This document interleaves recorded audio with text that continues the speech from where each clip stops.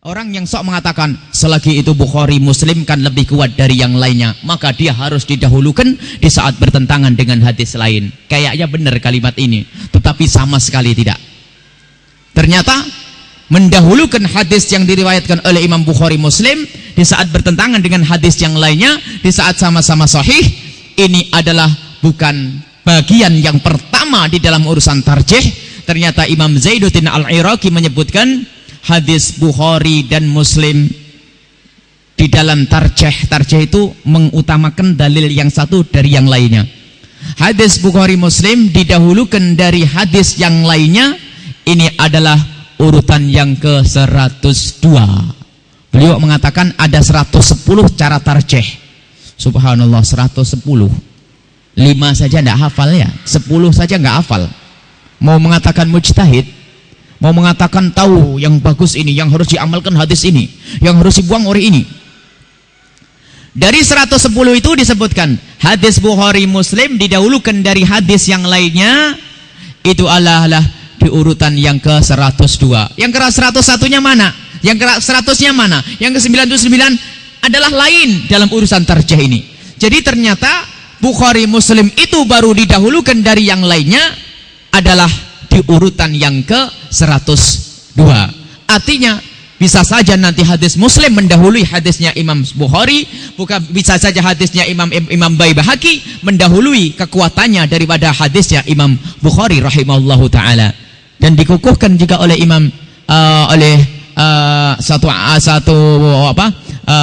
orang yang sangat sering meneliti dalam urusan hadis, yaitu Asy-Syaukani yang dari Yaman, mengatakan bahasanya itu adalah urutan yang ke-44. Jadi hadis Bukhari didahulukan dari yang lainnya, itu adalah di urutan yang ke-44.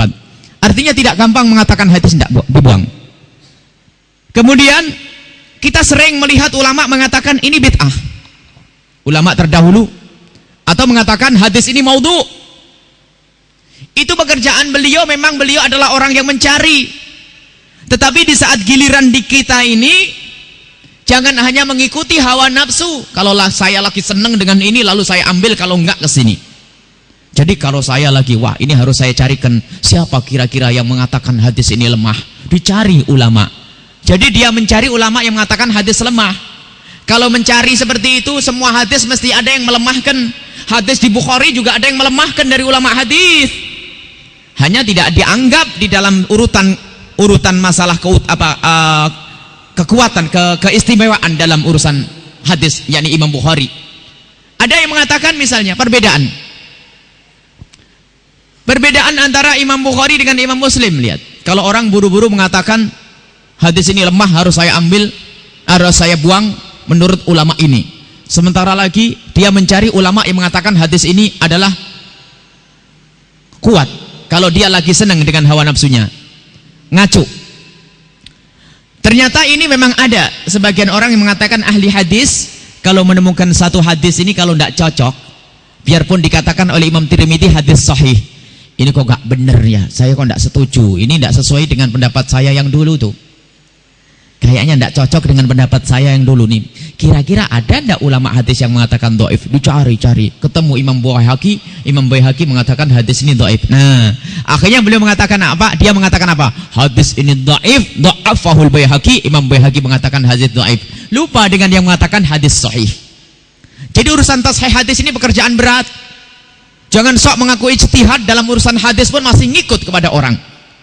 Imam Bukhari, lihat perbedaan di dalam mentashih hadis itu adalah pelik dan ilmu yang sangat luas. Misal Imam Bukhari berbeda dengan Imam Muslim di dalam syarat hadis. Hadis baru disebut sebagai hadis sahih jika memenuhi syarat yang pertama, hadis ini adalah ittisal sanad, sambung sanadnya dari guru. Sambung, ittisalus sanad.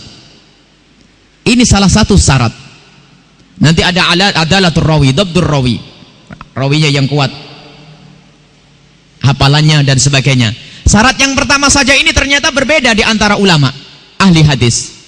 Kalau Imam Bukhari mengatakan bahwa baru dikatakan antara perawi, antara murid dengan guru ini sambung jika terbukti pernah bertemu. Thubutul liqa, menurut Imam Bukhari dan yang ikut madhabnya Imam Bukhari. Thubutul liqa, kalau sudah pasti benar pernah bertemu, maka ini baru dihukumi ittisal, sambung sanadnya. Kalau Imam Muslim mengatakan tidak harus thubutul liqa, tapi imkanul liqa, bukan harus pasti bertemu, akan tapi yang penting mungkin bertemu, misalnya di satu kota di satu masa. Kalau orang di satu kota satu masa mengatakan saya meriwayatkan dari si A, si B yang betul-betul hidup satu masa, cukup, ini dipercaya menurut Imam Muslim.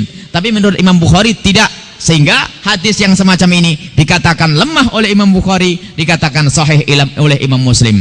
Dan masih banyak lagi, misalnya perbedaan lafadz hadis menjadikan berbeda di dalam masalah hukum, menghukumi hadis. Bahkan Ibnu Jauzi yang mengatakan bahwa yang beliau itu Ibnu Jauzi itu orang alim besar, beliau Ibnu Jauzi. Kalimat Ibnu Jauzi itu pernah punya buku yang namanya Al-Maudu'at, kumpulan hadis-hadis maudhu'. Kurang apa seperti beliau ini? Akan tapi ternyata apa yang dikatakan oleh beliau itu sebagai hadis maudhu' ternyata diketemukan oleh ahli hadis yang lainnya, banyak di situ adalah hadis-hadis sahih. Orang sekelas Ibnu Jauzi saja ternyata masih mengatakan maudhu' hadis yang sahih.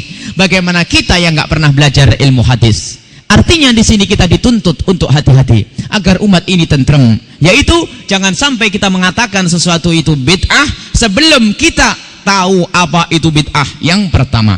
Yang kedua, tanyakan hakikat pekerjaan itu, baru nanti kita hukumi ini bid'ah atau bukan bid'ah. Ini saja, mungkin nanti kita sambung, barangkali ada sesuatu yang kami lupa untuk bisa dihadirkan. Jadi intinya adalah karena begitu banyaknya tersebar masalah bid'ah, begitu mudah orang mengatakan bid'ah. Kita melihat buku-buku yang dibagi-bagi itu isinya bid'ah. Kadang-kadang lucu, dari mana segi bid'ahnya? Bid'ah dari mana ini? Masya Allah, inna lillahi wa inna ilaihi raji'un. Dikit-dikit dikatakan bid'ah, subhanallah. Kalau orang belum tanya ya seperti itu. Begitu mudah mengatakan yang lainnya keluar dari kebenaran, dianggap sebagai ahli neraka, dan itu adalah pemecah belah umat. Bid'ah itu pemecah belah umat. Jadi jangan sampai kita membid'ahkan orang yang bukan ahli bid'ah. Jangan sampai kita tidak membid'ahkan yang ahli bid'ah. Jadi termasuk bid'ah yang luar biasa saat ini adalah orang yang mudah mengatakan bid'ah itulah ahli bid'ah. Karena apa? Tidak dicek kembali. Karena diantaranya adalah sahabat-sahabat kami yang di musola-musola itu sering ditanya masalah, sering diganggu urusan-urusan semacam ini. Loh, kalau memang mereka menganggap bahasanya pekerjaan itu adalah bid'ah, yang perlu dibenerin adalah yang lebih dulu adalah yang ngajak, yang ngaji ini. Sampai hari ini kita belum pernah ada yang menanyakan ngajak duduk yang manis. Jangan mengatakan kami yang harus ngundang dia. Jangan kami yang harus ngundang dia, kami ini yang dianggap, yang dihukumi sebagai ahli bid'ah ini, adili. Ayo datang, kita ngobrol. Tidak pernah kita ditanya, tapi yang ditanya adalah saudara-saudara kami yang polos. Bu, itu bid'ah, itu sesat, masuk neraka. Baca Quran depan orang mati nggak boleh, apalagi tahlilan masuk neraka, bermaulid Nabi masuk neraka. Subhanallah, ibu-ibu polos sehingga pecah belah itu di kampung. Coba ditanyakan ustadznya yang ada di Pleret, yang ada di Cirebon, ustadznya ditanyakan. Kalau pengen betul-betul amar ma'ruf nahi mungkar, jangan orang-orang yang polos itu yang dirusak. Akan tetapi yang ngajari bid'ah menurut Anda tidak Anda betulkan, kami pun pengen masuk neraka. Sampaikan kebenaran, dan insya Allah tidak ada rame, tidak ribut kita. Bahkan kalau kita ketemu habis itu makan bareng, tidak ada masalah. Yang penting jujur, ayo gitu. Jangan nanti di belakang orang-orang itu, orang-orang polos itu dirusak hatinya.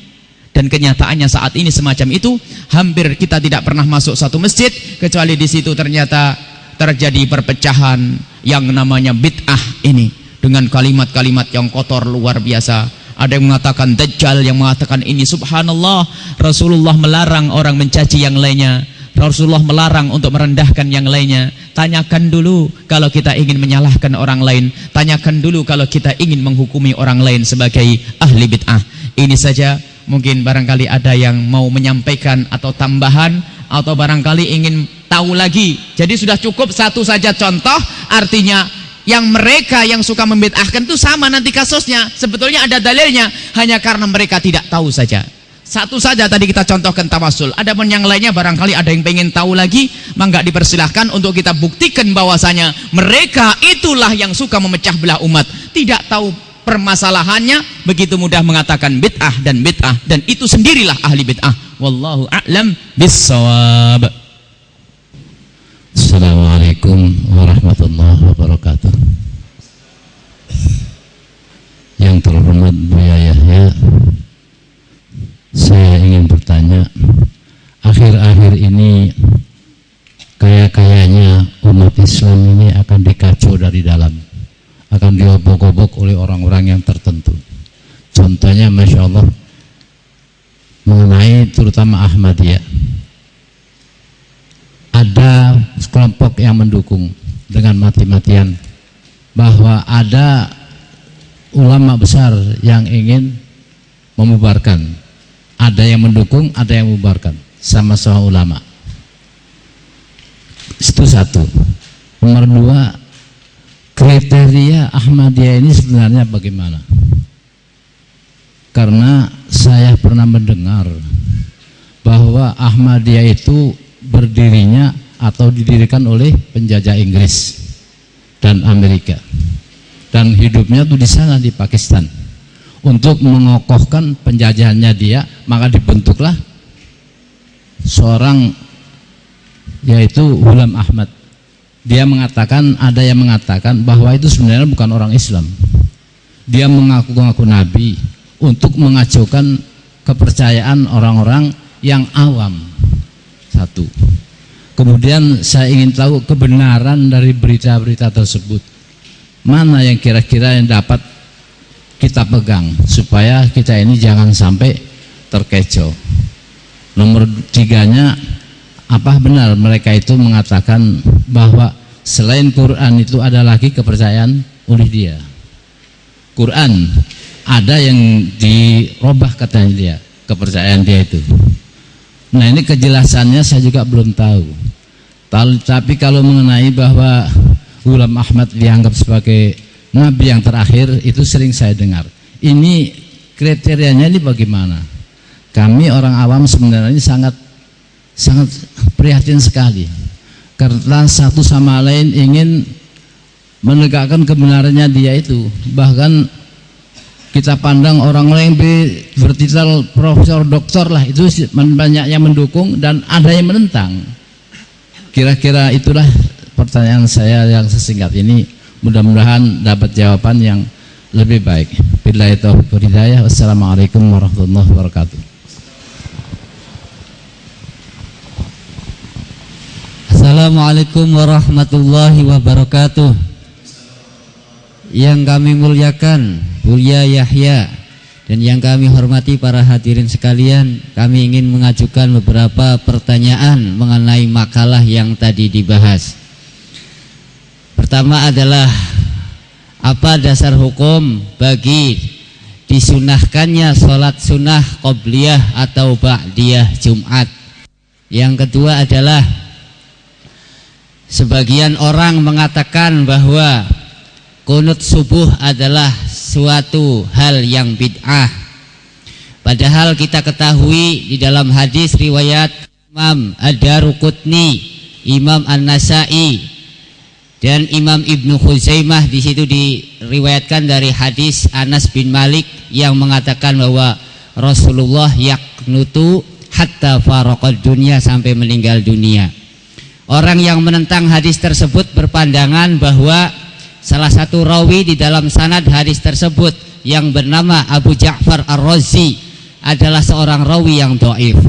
Kami ketemukan jawabannya di dalam kitab Sifat Salat karangan Syekh Hasan As-Sekhaf dari Yordania, mengatakan bahwa menurut kitab Jarah wa Ta'dil yang dikarang oleh Imam Al-Asqalani, juga menurut Imam An-Nawawi dalam Syarah Muslim, mengatakan bahwa Abu Ja'far Ar-Razi dikatakan dhaif apabila menerima riwayat dari Sayyidina Al-Mughirah saja. Namun menurut mereka bahwa di dalam hadis kunut yang diriwayatkan oleh Anas merupakan Abu Ja'far Ar-Razi tidak menerima riwayat dari Al-Mughirah, tetapi bisa jadi menerima riwayat dari Anas bin Rabi'. Itulah kemudian kami juga mau penjelasan dari Buya masalah hadis kunut dan disyariatkannya kunut ba'da subhi. Kemudian pertanyaan yang kelima adalah bahwa pertanyaan yang lain adalah di dalam riwayat Sunan Abu Dawud yang menjadi landasan madhab Syafi'i mengatakan bahwa pentahsisan surat di syariat diwajibkannya sholat Jumat ini ditaksis oleh riwayat Abu Dawud kepada sholat Jumat tidak diwajibkan kepada wanita, abad, kemudian kepada anak-anak dan kepada satunya ya salah satunya ya sakit. Di situ riwayat dari Thariq bin Shihab. Kata mereka yang mengatakan, sebagian ulama mengatakan bahwa Thariq bin Shihab ini bukan sahabat, tetapi hadis Abu Dawud juga disahihkan oleh An-Nawawi di dalam Syarah Muslim dan juga yang lain-lain ulama-ulama dalam madhab Syafi'i, yang mana di situ juga mengatakan bahwa Thariq bin Shihab juga menurut Al-Asqalani bahwa Thariq bin Shihab adalah seorang sahabat, jadi bukan seorang tabi'in. Bagaimana pendapat Buya mengenai pentahsisan surat Al-Jumu'ah dengan hadis riwayat Abu Dawud tadi? Inilah beberapa pertanyaan, kami mohon jawaban secara gamblang. Billahi taufik wal hidayah. Wassalamualaikum warahmatullahi wabarakatuh.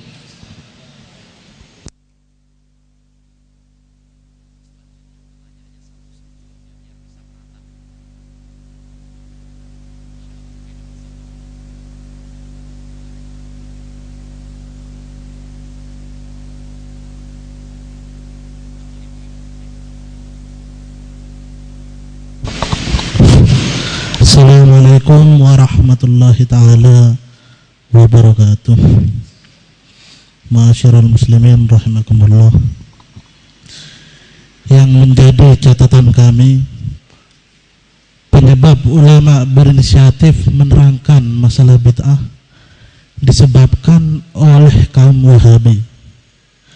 Kaum Wahabi mempersoalkan apa yang menjadi amalan kaum muslimin umumnya yang sudah berabad-abad dan khususnya di Indonesia ini. Tapi usaha mereka dianggap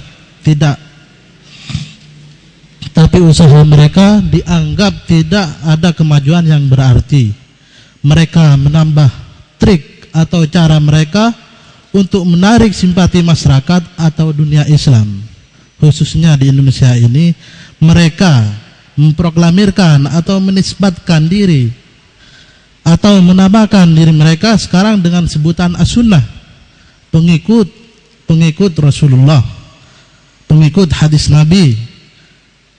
Belakangan mereka menyebut dengan sebutan salafi, bermanhaj salaf, yaitu tata cara mengikuti hukum, yaitu caranya ulama salaf, yaitu sahabat, tabi'in, tabi'in. Ironis sekali mereka membuat opini kepada kaum muslim, khususnya kepada kaum muslim yang awam.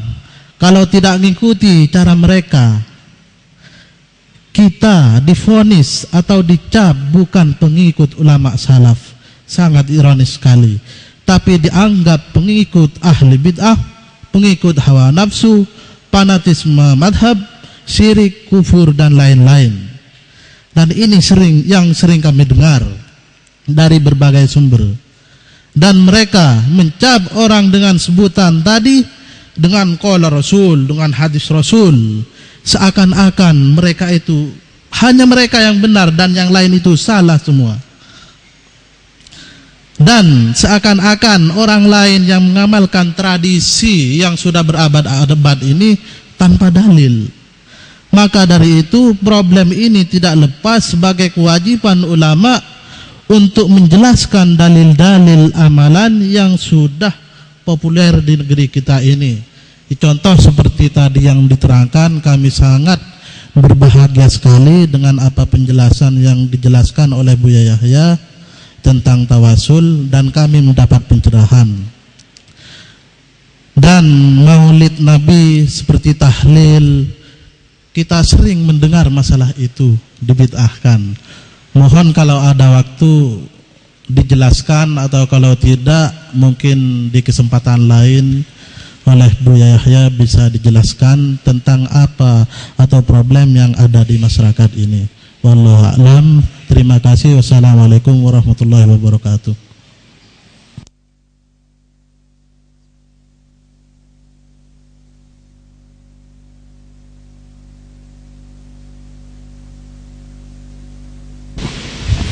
Bismillahirrahmanirrahim. Yang pertama masalah Ahmadiyah, langsung saja. Kalau Ahmadiyah ini bukan masalah urusan bid'ah yang kita bahas, tapi itu keluar dari Islam sudah total, tidak usah ditawar-tawar itu.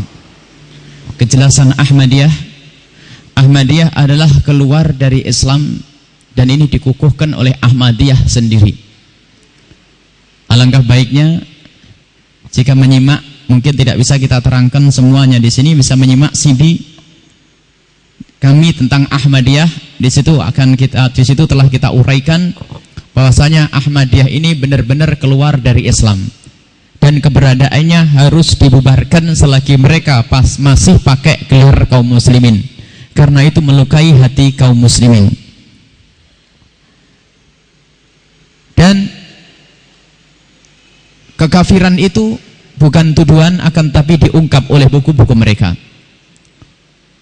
Di antaranya disebutkan bahwa barang siapa beriman kepada Musa dan tidak beriman kepada Isa, atau beriman kepada Isa lalu tidak beriman kepada Muhammad, dan beriman kepada Muhammad lalu tidak beriman kepada Mirza, itu maka dia laisa bikafirin fahasbu, bukan saja disebut kafir orang seperti itu, tapi kharijun min dairatil Islam, tapi kharikun fi ghayatil kufri, tapi telah tenggelam di dalam jurang kekafiran yang sangat, wa kharijun, dan keluar min dairatil Islam, dari kaum muslimin.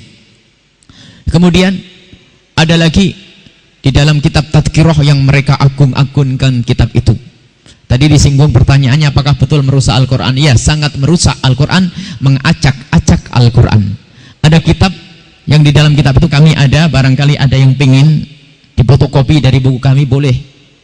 Kita tidak bisa bagi-bagi karena 840 berapa halaman. Jadi kalau difotokopi itu jadinya 80.000. Tinggal ngitung jamaah berapa ini nanti. Jadi kalau pengen fotokopi ada, itu kitab asli, kitab yang memang belum dirubah, bukan kita sendiri yang ngetik, bukan yang menulis, dinukil, diambil dari sana. Kitab Tadhkirah. Kitab ini yang diagungkan, mereka tidak berani menyebut kitab suci, padahal mereka sebetulnya meyakini itu kitab suci karena wahyunya Mirza itu ada di situ. Di situ disebutkan bahwasanya dzata lailatin, suatu malam, katabtu syai'an, aku menulis sesuatu, fanimtu baina dzalika, lalu aku tertidur, ra'aitu Rasulullah sallallahu alaihi wasallam, aku melihat Rasulullah, arada ayyu'anikani, ingin memelukku, wa kana minal mu'anikin, akhirnya memelukku, kana wajhu kal badri tami, wajahnya seperti rembulan yang sempurna. Terus setelah itu, wa ma ra'aitu, dan aku setelah menemukan Nabi Muhammad memeluknya, wa ma ra'aitu, aku tidak melihat Nabi Muhammad itu infasala anni, terpisah dariku. Ini mulai ngaco. Nabi Muhammad masuk dalam dirinya, enggak bisa pisah. Setelah itu terakhir, faqatabani rabbi, maka Allah ngajakku bicara, dapat wahyu maksudnya. Ya Ahmadu, wahai Ahmad, barakallahu fika, semoga Allah memberkatimu. Kemudian dimasukkan ayat Al-Quran, ma romaita id romaita walakinna Allah rama, ar-rahmanu 'allamal Quran. Terus Al-Quran diacak-acak. Orang yang paling tidak ngerti, paling bodoh dari kaum muslimin bisa ayat ini taruh sini, taruh situ, taruh situ. Nanti di tengah-tengah dimasukkan lagi, ya Ahmadu, wahai Ahmad, fadatir rahmatu min syafataik, telah meluap rahmat dari mulutmu wahai Ahmad. Terus ya Ahmadu, wahai Ahmad, yatim musmuka walam yatim masmi, telah sempurna namamu wahai Ahmad, namaku sendiri sebagai Tuhan enggak sempurna, kalah sudah. Terus disebutkan ini ayat-ayat yang unik, sampai di dalam Tadhkirah ini disebutkan di situ bahwa Mirza ini ngerasa jadi Tuhan. Ra'aitu fil manam, aku telah melihat Allah di dalam tidur. wa tayaqqantu annani huwa, dan aku melihat meyakini ternyata diriku adalah dia. Sampai diteruskan wa nafadatil uluhiyatu fi uruki wa a'sabi wa jasadi, dan ternyata ketuhanan itu telah melebur di dalam diriku. Terus sampai mengatakan anta ya Ahmadu minni bimanzilati auladi, engkau adalah seperti anak-anakku, menempati posisi seperti anak-anakku. Dan begitu kalimat-kalimat yang mengkafirkan. Dan lebih ngeri lagi, di situ disebutkan setelah menghukumi bahwasanya kita ini kalau tidak beriman kepada Mirza masih kafir, di situ disebutkan lagi faqtuluhu haitsu thaqiftumuhu, dan bunuhlah dia dimanapun berada. Maksudnya harus dibunuh di mana. Itu keyakinan mereka. Nah, ini berbahaya kalau dibiarkan hidup. Adapun kenapa ada yang mendukung dan ada yang membela, ada yang membela dan ada yang memerangi, itu sebetulnya kasusnya tidak beda dengan kasus yang pernah terjadi di zaman Nabi sendiri. Ada orang Yahudi kafir, anggap saja zaman ini Ahmadiyah, dan sejarah ini terulang terus. Ada berjuang di jalan Allah, berjuang di jalan setan, ada di zaman Nabi itu orang Yahudi. Ada Nabi Muhammad. Nabi Muhammad itu orang yang paling melindungi Yahudi. Orang Islam sangat melindungi orang di luar Islam. Termasuk Ahmadiyah sendiri, kalau dia mengatakan saya itu agama lain, bukan agama Islam, dihormati oleh kaum muslimin. Tapi permasalahannya dia itu kemana-mana ngaku agama kita ini yang bermasalah, makanya kita marah.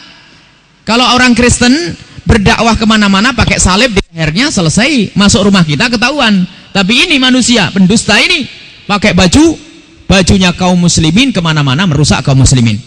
Di zaman Nabi ada kekafirannya orang Yahudi, ada di situ kaum muslimin mukminin bersama Rasulullah. Terjadi percekcokan antara Yahudi dengan Nabi Muhammad, biasanya berangkat dari dikhianatinya Rasulullah oleh orang Yahudi.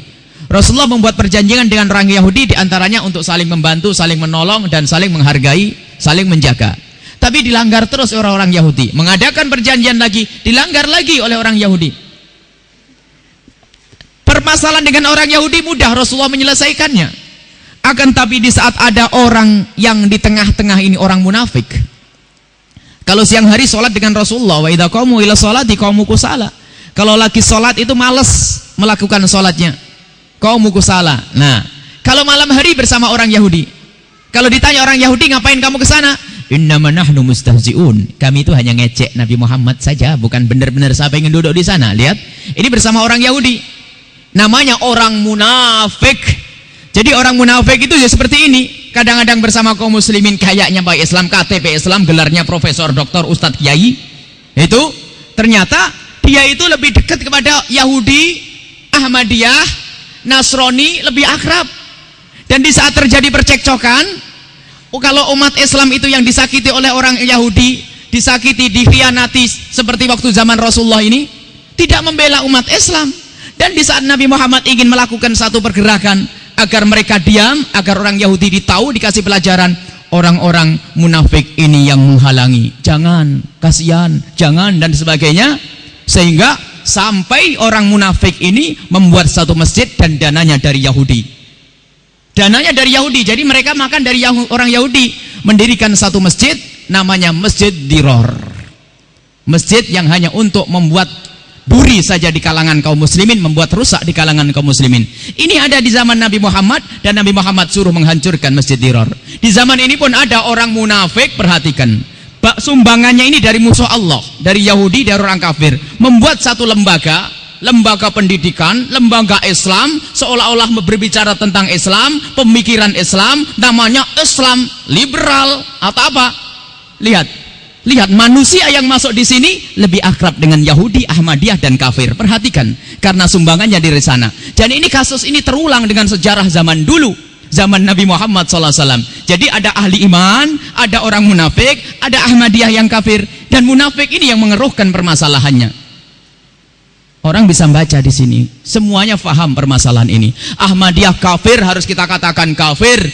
Dan kita semuanya, setelah kita katakan Ahmadiyah kafir, bukan berarti harus kita bunuh, kita perangi, akan tapi ayo kita ambil kembali, karena mereka kebanyakan ibu-ibu yang polos, yang baik dan tertipu. Ini kemudian ciri Mirza Ghulam Ahmad memang betul, Mirza itu diketikkan oleh Inggris, anteknya Inggris, dan itu bukan tuduhan.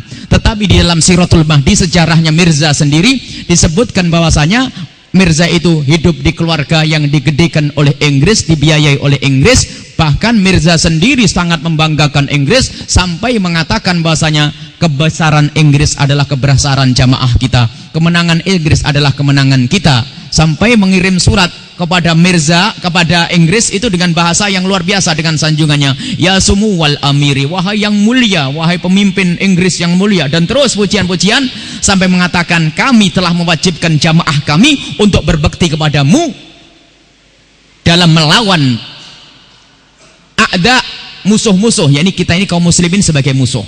Dan itu digedekan oleh Inggris memang. Dan ini bukan tuduhan, bukan tuduhan antara kelompok yang saling mendengki, tidak. Ini diakui oleh buku mereka sendiri. Makanya kalau ketemu Ahmadiyah langsung aja tanya, saya pengen tahu sejarahnya Mirza mulai lahir sampai tua. Lagu-lagu mereka mengeluarkan. Yang benar, yang mana, yang gede, yang sejarah lengkapnya Mirza. Ragu-ragu karena busuk itu adalah sejarah perjalanan Mirza. Yang ditulis Mirza sendiri, jangan ditulis orang sekarang. Karangannya Mirza Ghulam Ahmad. Itu digedekan oleh Yahudi, dibesarkan oleh Yahudi, sampai menantang, ayo ardin tuqwikum, wahai jamaah, bumi mana yang bisa melindungimu kalau kita keluar dari Inggris? Mekah tidak akan menerima, Konstantinopel tidak akan menerima. Tahu mereka itu kalau tidak diterima karena merusak, karena semua orang mengatakan kamu kafir. Sadar kalau mereka dikatakan kafir ini, tapi dasar memang oleh Inggris digedekan, dimanapun berada harus tetap hidup. Inilah yang harus kita perhatikan. Beberapa bulan yang lalu sudah kita bahas masalah ini sangat panjang lebar, dan sudah diabadikan dalam bentuk CD. Barangkali ada yang ingin lebih tahu, ambil CD Ahmadiyah, ada juga tulisan kita tentang 12 poin Ahmadiyah yang diajukan ke pusat untuk membela diri. Itu adalah poin dusta, dan kita rinci satu persatu bahwasanya itu adalah kedustaan Ahmadiyah.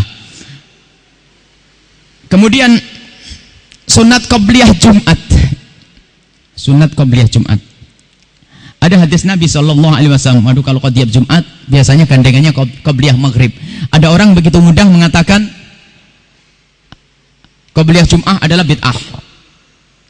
Ada yang mengatakan qabliyah maghrib Jumat apa bid'ah, qabliyah Isya juga bid'ah. Aduh, waktu sudah berlalu. Di situ ada hadis yang diriwayatkan oleh Ibnu Majah, atau hadis diriwayatkan oleh Ibnu Majah, bacaan diriwayatkan dari Ibnu Abbas radhiyallahu anhu, anna Nabi sallallahu alaihi wasallam yarka'u qablal jum'ati arba'an. Nabi Muhammad rukuk 4 rakaat, la yafsilu fi syai'in minha, tidak memisah dengan sesuatu. La yafsilu fihi bi syai'in, la yafsilu syai'un, la yufsalu fihi la yufsalu, tidak ada dipisah. Yusalli qablal jum'ati arba'an, salat 4 rakaat, la yafsilu, Nabi Muhammad tidak memisah fi syai'in minha, di dalam salat itu. Maksudnya 2 rakaat sebelum Jumat dilakukan oleh Rasulullah. Yang lain mengatakan itu adalah sholat tahiyat atau segala macam. Baik, akan tapi di situ juga diriwayatkan oleh Ibnu Majah bahwasanya dari Abi Hurairah radhiyallahu anhu, diriwayatkan dari Jabir, qala, di situ dikatakan qala Rasulullah sallallahu alaihi wasallam, kana Rasulullah sallallahu alaihi wasallam yakhtubu, berkhutbah. Faqala lahu Nabi sallallahu alaihi wasallam, kemudian Nabi Muhammad sallallahu alaihi wasallam berkata kepada orang yang datang, asallaita qabla an taji'a, apakah engkau salat sebelum engkau datang? Qala la, tidak ya Rasulullah. Kemudian Rasul berkata, fasalli raka'ataini, maka salatlah 2 rakaat. Salatlah 2 rakaat. Ini perintah dari Rasulullah. Ini khusus dengan kalimat Jumat. Terlepas dari itu ada dalil umum. Dalil umum itu adalah dalil yang dari situ orang faham antara qabliyah Jumat, qabliyah Maghrib, dan qabliyah Isya. Ada hadis diriwayatkan oleh dari Rasulullah SAW, diriwayatkan oleh Ibnu Hibban, dan dikatakan hadis ini adalah sahih, dan juga Imam Muslim.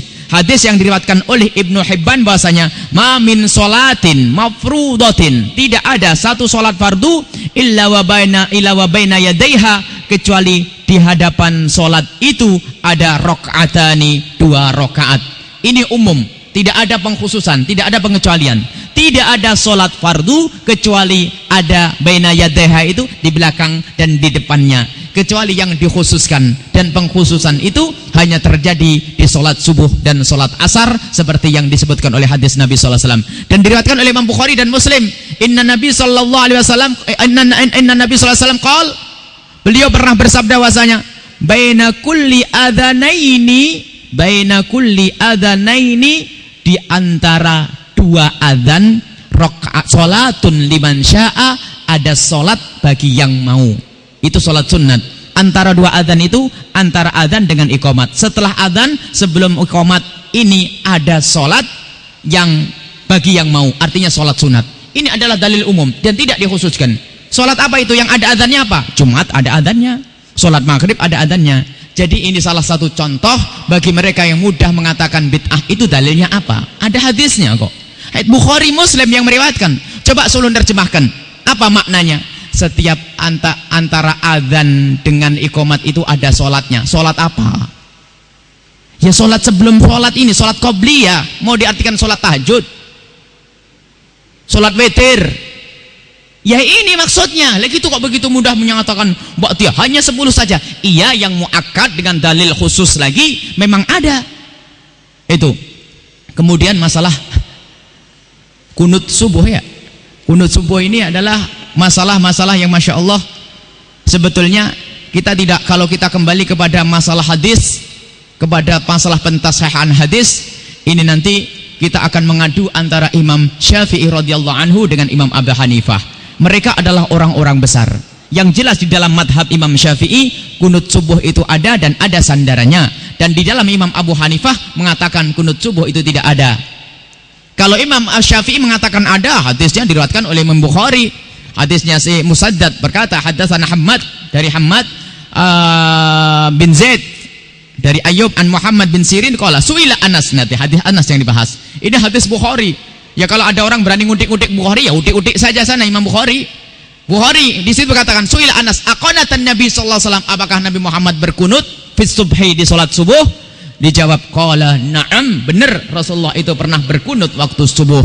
Faqila lahu, kemudian ditanya aqanata qabla ruku'i, apakah kunutnya sebelum ruku'i? Qala ba'dar ruku'i yasiron, sebelum rukuk sedikit. Ini adalah dalilnya madhab Imam Syafi'i. Dalilnya madhab Abu Hanifah ada sendiri. Jadi di sini antara Imam Abu Hanifah dengan Imam Syafi'i berbeda dengan dalil yang mereka miliki. Tetapi ternyata Masya Allah tidak ada di antara mereka yang saling membid'ahkan. Kecuali kita ini yang bodoh-bodoh dikit-dikit bid'ah. Gara-gara nggak kunut bid'ah. Jadi yang merasa madhab Imam Syafi'i kunut. Jadi kalau ada orang berkata, kenapa kamu kunut? Kalau jawabnya, karena saya ikut Imam Syafi'i beres. Kenapa kamu tidak kunut? Saya ikut Imam Abu Hanifah beres. Tapi kalau sudah mulai, saya tidak kunut karena dalilnya yang lebih kuat gini, ayo kejar saja orang ini. Tahu apa tentang hadis sampean ini? Ngikut ya buku yang dibagi-bagi itu, yang buku kecil itu ya. Kalau sok mengatakan qala Rasulullah, sama. Kalau ada orang berkunut, sok qala Rasulullah. Su'ila Anas radhiyallahu anhu aqanata Rasulullah sallallahu alaihi wasallam, pakai sok dalil. Dalil itu pekerjaan ulama. Sok dalil untuk merendahkan orang lain, gak bener. Seolah-olah kalau kita mengatakan yang paling benar adalah yang berkunut karena dalilnya adalah qala Rasulullah sallallahu alaihi wasallam, su'ila Anas radhiyallahu anhu kata. Kan gak sengaja kita mengatakan Imam Abu Hanifah goblok, bodoh dan tolol. Kan begitu. Ini kurang ajar bener. Kita ini kelasnya ngikut ulama. Kalau madhab Syafi'i ada dalilnya. Beres. Adapun perdebatan ulama hadis, Bukhari ada yang mengatakan dhaif, Muslim ada mengatakan dhaif. Itu kan pekerjaan para pendekar-pendekar ilmu hadis. Kalau kita ngikut saja. Kemudian masalah sama dengan takhsisul Jumat. Hadis salat Jumat itu artinya wajib buat semuanya kecuali yang dikecualikan. Dan itu sudah disepakati oleh ulama tanpa terkecuali dari madhab bahwasanya salat Jumat tidak wajib bagi perempuan. Salat Jumat tidak wajib bagi orang yang sakit. Salat Jumat tidak wajib bagi orang yang bepergian. Ini adalah sudah disepakati ulama, dan begitu yang kita ketemukan di dalam fikih. Kalau ada yang berusaha merubah, berarti telah mewajibkan wanita untuk sholat Jumat, berangkat ke masjid dan sebagainya. Atau orang sakit harus paksa berangkat ke masjid, bertentangan dengan syariat Nabi Muhammad sallallahu alaihi wasallam. Akan tetapi sholat Jumat itu adalah wajib bagi laki-laki yang merdeka. Laki-laki yang merdeka, yang sehat, dan beliau dalam keadaan mukim, bukan bepergian. Jadi 4 ini dikecualikan. Laki-laki merdeka, sehat, tidak bepergian. Kemudian ada lagi ulama beristihad di balik ini, orang yang menjaga orang sakit di rumah, ibunya sakit butuh bantuan kita jaga, nggak usah Jumatan, nggak apa-apa. Atau untuk menjaga harta yang terhormat, musim penjahat, musim pencurian, di rumah ini banyak duitnya, kalau saya pergi bisa dicuri, nggak pergi untuk sholat Jumat. Tapi syaratnya harus secukupnya. Kalau cukup 1 orang yang jaga 1, jangan 2. Termasuk di rumah menjaga kehormatan. Zamannya keruh, banyak pemerkosaan, naudzubillah. Misalnya banyak penodaan terhadap gadis-gadis, kita punya istri di rumah, anak gadis di rumah, kita nggak ke masjid karena untuk menjaga kehormatan. Tidak ada masalah, dan ini telah dikukuhkan oleh ulama radhiyallahu anhum. Jadi pentaksisan ini berangkat dari paham mereka untuk mengiaskan masalah dengan masalah. Kemudian masalah terakhir ini insyaallah, mohon maaf waktunya terlambat, mungkin yang lainnya tidak bisa, barangkali kesempatan lain untuk memberi untuk menyampaikan pertanyaannya. Wahabiyah itu adalah kaum muslimin yang mengatakan bahwasanya mereka itu mengikuti Syekh Muhammad bin Abdul Wahab yang silsilah ilmunya adalah kepada Ibnu Taimiyah, dan kalau ke atas kepada Imam Ahmad bin Hambal. Sebelum kita berbicara tentang dan Imam Ahmad bin Hambal, asal tahu beliau adalah muridnya Imam Syafi'i radhiyallahu anhu. Artinya semestinya harus ada keseimbangan antara yang Wahabiyah dengan madhab Imam Syafi'i radhiyallahu anhu, bukan saling mencaci. Sebelum kita menjawab Wahabiyah, alhamdulillah lidah kita ini dijaga oleh Allah, dan itu yang diajarkan oleh ulama. Kita tidak mudah mencaci orang lain, termasuk Wahabiyah tidak pernah kita caci, kafir, terkutuk dan sebagainya. Ini yang harus patut kita syukuri. Kita tidak pernah mengatakan terkutuk, masuk neraka dan sebagainya. Tidak, akan tapi kita punya kaidah. Terserah itu Wahabiyah atau bukan Wahabiyah. Ada Wahabiyah atau kelompok lain, asalkan mereka itu kok dikit-dikit membid'ahkan orang lain, jika kebetulan itu di Wahabiyah juga masuk dalam pembahasan ini. Atau yang lainnya, karena ternyata ada selain Wahabiyah sendiri juga ada yang dikit-dikit mengatakan bid'ah, nggak tanya-tanya dulu, nggak mengatakan bid'ah, nggak tanya-tanya dulu. Kadang-kadang lucu, ada mufti besar ternyata mengkafirkan sesuatu yang subhanallah dalilnya itu untuk orang yang baru belajar saja sudah tahu. Ya, ada sebagian ini. Jadi alhamdulillah lidah kita tidak pernah diajari mengkafirkan Wahabiyah, mencaci Wahabiyah, karena memang yang kita berguru dari orang yang benar-benar sampai kepada Rasulullah sallallahu alaihi wasallam. Jika ada siapapun yang dikit-dikit membid'ahkan, terserah dia pakai gelar Wahabiyah, Salafiyah, Sunnah atau apa saja, kalau dia buru-buru mengkafirkan, apalagi mengatakan harus ada dalilnya, kita kembali kepada gurunya orang Wahabi, yaitu Syekh Muhammad bin Abdul Wahab, yang kembali ilmunya kepada Ibnu Taimiyah. Ini silsilahnya. Jadi kelihatannya orang yang sering mengatakan bid'ah ini adalah kelompok orang saudara-saudara kita yang mengatakan Wahabiyah, kembali ilmunya kepada Ibnu Taimiyah. Ibnu Taimiyah mengatakan dalam satu kitab Muswaddah, dan kami membuka betul kitab Muswaddah, betul-betul kita tercermati, karena kebetulan dulu waktu kami waktu sekolah dulu itu, waktu ngambil pendidikan, waktu dulu masih mengambil pendidikan S2 kita menulis tentang tulisan usul fikih. Di situ kita membicarakan tentang masalah taklid dan sebagainya, talfik, masalah usul fikih, ijtihad, taklid, talfik. Di situ kita membahas masalah taklid. Lalu kami menemukan di satu bukunya Ibnu Taimiyah, dalam satu kitab usul fikih satu-satunya yang kami tahu dari Ibnu Taimiyah, kitab itu namanya Al-Muswaddah. Di dalam Al-Muswaddah itu ada namanya Ibnu Syakillah. Ya, karena kami bukan berguru madhab Imam Ahmad, barangkali penyebutan Ibnu Syakillah ini salah. Ibnu Syakillah itu adalah imam dalam madhab Imam Ahmad bin Hambal. Disebutkan dalam kitab Muswaddah itu, dalam kitabnya Ibnu Taimiyah. Suatu ketika ditanya, kapan orang baru bisa berijtihad? Ibnu Syakillah mengatakan, ditanya, wahai Ibnu Syakillah, apakah orang kalau menghafal 100.000 hadis baru boleh berijtihad? Belum. Nah, Ibnu Syakillah suatu ketika menukil perkataan Imam Ahmad. Imam Ahmad itu ditanya, mohon maaf, Imam Ahmad ditanya, wahai Imam, kapan orang itu boleh berijtihad? Dijawab oleh Imam Ahmad, lalu Imam Ahmad mengatakan kalau sudah menghafal banyak hadis. Berapa hadis Imam Ahmad? 100 hadis? 100.000 hadis? Belum. 200.000 hadis? Belum bisa berijtihad. Ditambah lagi 300.000 hadis? Kata Imam Ahmad, belum bisa berijtihad. 400.000 hadis? Imam Ahmad mengatakan, maksudnya, ya itulah baru mulai. 400.000 hadis dihafal, baru mulai berijtihad. Yang bercerita ini Imam Ibnu Syakillah. Rupanya jamaah ini ada yang cerdas. Wahai Ibnu Syakillah, kalau orang berfatwa, berijtihad, berfatwa tidak boleh kecuali sudah menghafal 400.000 hadis. Lah sampeyan ini sudah di sini bertahun-tahun, hafal berapa hadis kok kamu bisa berfatwa? Apa kata Ibnu Syakillah? Karena aku tidak hafal 400.000 hadis, maka fatwaku pun saya ambil dari orang yang hafal 400.000 hadis. Ya ini taklid, maka aku ngambil dari Imam Ahmad. Lihat, tidak usah sombong kalau Rasulullah. Ya ini Ibnu Syakillah. Sampai Ibnu Taimiyah mengatakan bahwa kalau ada orang bertanya hukum kepadamu, ini ada bukunya. Yang mungkin pengen tahu bukunya kayak apa, Al-Muswaddah, satu-satunya buku usul fikih yang kami ketemui. Mungkin ada yang lainnya. Ibnu Taimiyah. Di situ disebutkan, kalau ada orang awam itu seperti kita, tanya kepada seorang alim satu hukum, lalu kok bertanya, apa dalilnya? Kata Ibnu Taimiyah, fadribuhu, pukul saja orang ini. Tahu apa dia tentang dalil? Maksudnya gitu. Sok aja ini. Subhanallah. Lah ini menantang Ibnu Taimiyah sok dalil-dalil. Itu rusak. Orang awam kan nggak ngerti. Yang penting kalau Rasulullah kadang-kadang terjemahnya dengan hadisnya beda. Terjemahnya mau hatinya, hadisnya mau lain. Lah ini membohongi orang. Nah ini. Jadi jangan sampai. Ada pun masalah Wahabiyah itu adalah sekelompok kaum muslimin yang alhamdulillah kami tidak diajari mencaci mereka.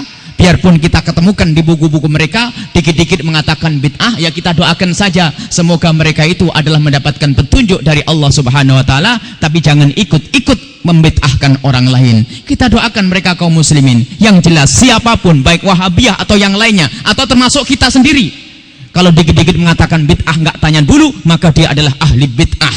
Dia adalah orang yang nggak benar. Gitu saja, selesai. Terserah dia. Tidak kami menunjuk Wahabiyah saja, tidak. Kemudian tugasnya ulama, iya. Ulama terbuka. Karena kami ini yang sering diolok-olok, katanya ahli bid'ah, kami yang harus ditegur. Bukan katanya, suruh datang ke sini. Kok datang ke sini yang buat masalah ini siapa? Kami lebih dulu di sini, ibaratnya akidah kita ini lebih dulu. Kalau memang Anda amar ma'ruf nahi mungkar, datangi kami di rumah kami. Kalau tidak punya duit, kami kirim duit untuk taksi sampai di rumah dibayari nanti. Begitu ibaratnya. Insya Allah aman. Jangan menfitnah ke sana kemari. Datang ke tempat, dibicarakan yang baik, harus dengan syarat Anda pernah belajar usul fikih, pernah ngerti ilmu hadis, fikihnya pun harus lumayanlah ada bekalnya. Jangan nanti asal qala Rasulullah, kalau tidak begini, pokoknya selagi begini ya begini, ini bermasalah. Kalau sudah ketemu nanti enak. Barangkali kami ini nanti betul-betul salah, kami akan ikut, tidak ada masalah. Tapi ditegur, jangan sampai di masjid itu yang dikasih tahu. Yang dirusak, yang ada di masjid dihancurkan, dipecah belah. Ketahuilah itu berbahaya. Anda akan menjadi ahli fitnah. Tanyakan ustadznya. Kalau memang amar ma'ruf nahi mungkar Anda jujur benar, sumbernya itu yang harus dipangkas. Ustadznya itu yang harus dibenerin dulu. Jangan yang di kampung dirusak, pecah belah, bermusuhan. Ini saja, mohon maaf. Jadi semoga Allah memberikan petunjuk kepada kita, yang Wahabiyah, yang Salafiyah dan sebagainya. Kemudian tentang Salafi, siapa yang Salafi? Ada CD kita juga tentang Salafi, agar orang tahu apa itu Salafi. Salafi itu siapa? Dan insya Allah situ dijelaskan, ternyata kita semua ini juga Salafi. Salafi itu yang ngikut orang yang punya manhaj yang jelas kayak Imam Syafi'i. Jadi itu kita jelaskan siapa Salafi, hakikat Salafi itu apa. Mohon barangkali supaya tidak panjang di sini, bisa dilihat di tempat di CD kami yang satunya tentang Salafi yang kedua. Salafi yang kedua ini saja, mohon maaf yang sebanyak-banyaknya. Bismillahirrahmanirrahim. Alhamdulillahirabbil alamin. Allahumma shalli ala sayyidina Muhammad wa ala ali sayyidina Muhammad. Ya Allah, ya Allah, ya Allah, ya Allah, berikan petunjuk kepada kami ya Allah, satukanlah umat ini. Satukanlah imat kini ya Allah, dan jauhkan lidah kami dari mencaci orang lain, jauhkan lidah kami dari menjelekkan orang lain, jauhkan lidah kami ya Allah dari membid'ahkan orang lain tanpa dasar ya Allah. Berikan petunjuk kepada hamba-hambamu yang tersesat di dalam bid'ah ya Allah, dan berikan petunjuk kepada hamba-hambamu yang sedikit-dikit membid'ahkan orang lain tanpa dasar ya Allah. Kami tidak ingin ada hamba-hambamu yang berasyhadu alla ilaha illallah wa asyhadu anna muhammadar rasulullah ini bermusuhan lalu masuk neraka ya Allah. Ya Allah, berikan kepada hati kami kebersihan ya Allah, kebersihan hati. Jauhkan dari dengki urusan, dari dengki kepada sesama kami, dari dengki kepada kaum muslimin ya Allah. Sungguh Engkau Maha Kuasa, jauhkan kami dendam kepada kaum muslimin.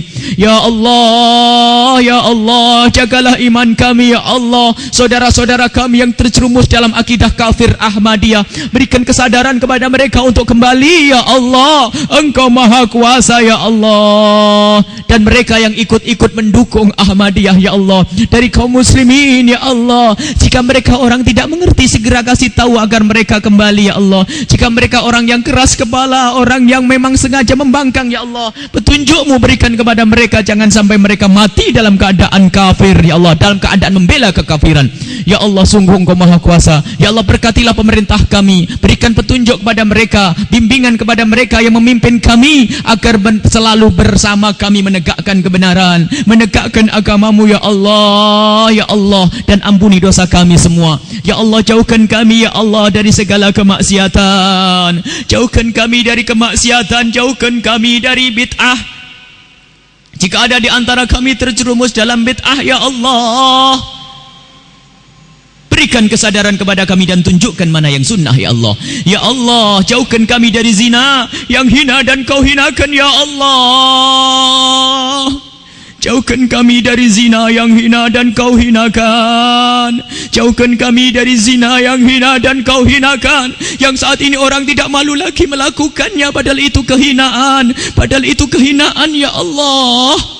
Jika ada di antara kami, tetangga kami, ada yang pernah terjerumus dalam hinanya zina ya Allah, maka berikan kepada mereka kesadaran dan ampuni dosa mereka ya Allah. Jangan terus mereka larut dalam kenistaan ini. Jauhkan kami dari minuman keras, jauhkan kami dari mengambil haknya orang lain, jauhkan kami ya Allah dari memutus tali persaudaraan gara-gara rebutan warisan ya Allah. Jauhkan kami dari durhaka kepada orang tua kami, jauhkan kami dari perselisihan ya Allah. Satukan umat ini ya Allah dalam kecintaan kepadamu, dan panjangkan umur kami, berikan kepada kami keistiqomahan ya Allah. Berikan kepada kami ilmu yang manfaat, mudahkan segala urusan kami. Jika ada yang sakit, sembuhkan, lapangkan rezeki kami. Jika ada yang susah, hiburlah ya Allah. Engkaulah yang Maha Kuasa ya Allah. Panjangkan umur kami dalam ketaatan serta sehat walafiat, dalam ketaatan serta sehat walafiat, dalam ketaatan serta sehat walafiat. Jika Engkau hendak mencabut nyawa kami ya Allah, cabutlah nyawa kami di saat kami khusyuk sujud dalam solat kami ya Allah.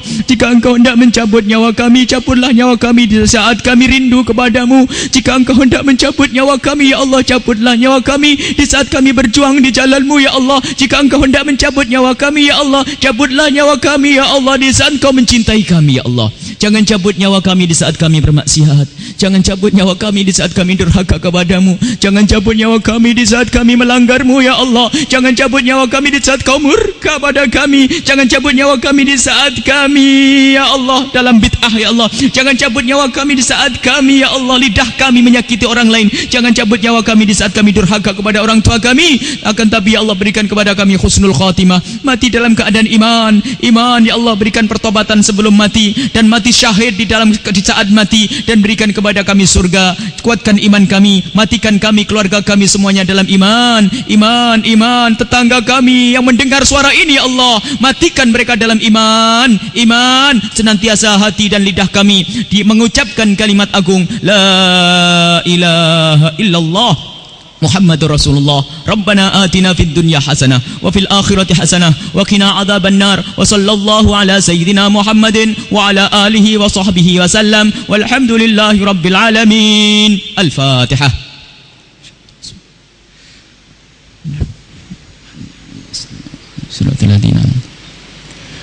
Mohon doa dan mohon maaf. Wabillahi taufiq wal hidayah. Wassalamualaikum warahmatullahi wabarakatuh.